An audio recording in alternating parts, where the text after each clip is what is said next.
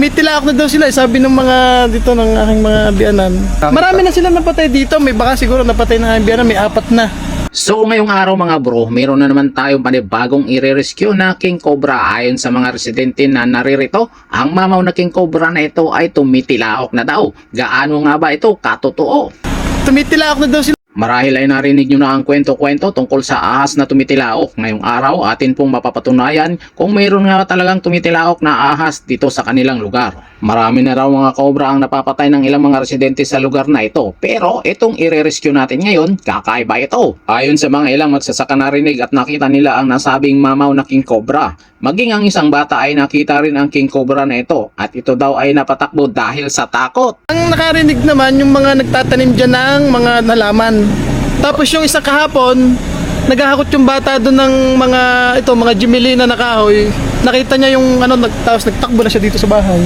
Nang halugugin na nga ang paligid, dito na bumulaga ang napakalaking mamaw na King Cobra. Dito pala sa tambakan ng mga lumang kagamitan ito naglulungga. At nang ito na nga ay tutukan ng kamera, kita na sobrang laki talaga nito. Tambakan daw talaga sadya ang lugar na ito. At dito sa butas na ito sa pader, dito dumadaan ang napakalaking King Cobra na ito. Ito na rin ang nagsisilbing lungga at taguan. Paikot-ikot lang siya dito mga bro. Napakadelikado talaga nito dahil sobrang lapit lang nito sa mga kabahayan sa lugar na ito. May pagkakataon pa ang araw na nanghahabol ito mga bro. Pero alam naman natin na kapag ganito nakalaki ang isang King Cobra ay mabagal na ito kumilos at madali na lang itong mapagod mga bro. Kaya ang gagawin dito, kailangan lang itong pagurin at kapag pagod na siya, madali na lang itong mahuhuli mga bro. May mga nagsasabi na bakit kailangan pa silang gambalain, gayong nananahimik naman sila. Kailangan po talaga silang hulihin at ibalik doon sa natural nilang habitat para sa kaligtasan ng mga taong nakatira sa lugar na ito. Hindi po kasi ito ang lugar para sa kanila. Sila po ay naligaw lamang sa lugar na ito. Siguro sa kakahabol ng mga daga, kaya napunta sila sa lugar na ito. Kung makikita nyo ito ng malapitan mga bro, halos kasing laki na nga ito ng braso ng tao. Sus grabe, sobrang laki talaga nito mga bro. At ito nga daw ay tumitilaok na parang manok mga bro.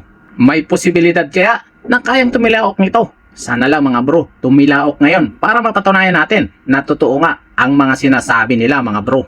Tumitilaok na daw sila, sabi ng mga dito ng aking mga biyanan. Ang nakarinig naman yung mga nagtatanim dyan ng mga halaman.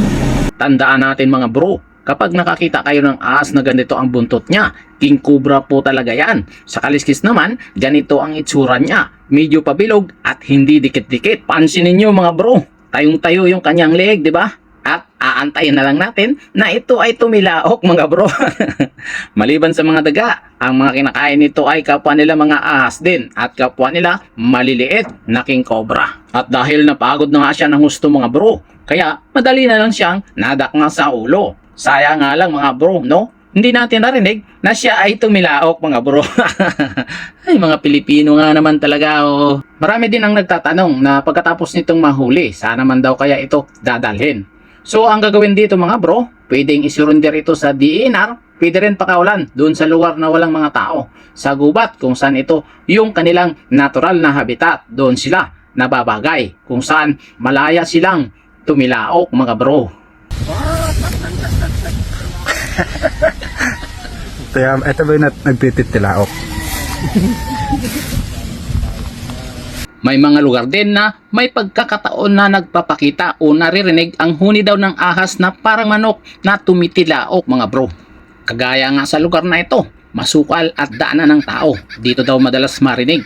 Naririnig ang tunog na yan na ayon sa mga nakasaksi, tunog daw yan ng isang ahas. At kapag narinig mo daw ang ganyang tunog, kailangan mo nang umalis agad sa lugar. Dahil anumang oras, pwede daw yan umatake mga bro. At dahil sa masukal nga at daanan ng tao, dyan daw madalas naririnig ang tunog na yan mga bro. At alam niyo ba, dyan mismo sa lugar na yan mga bro.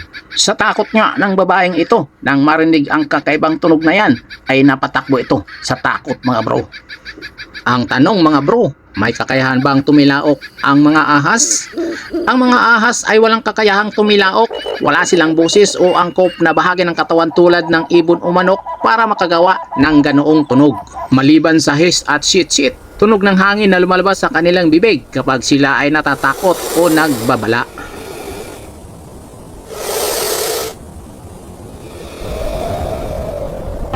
Tumitilaok. Tumitilaok nagtitilaok na daw sila. Sabi ng mga dito ng aking mga bianan.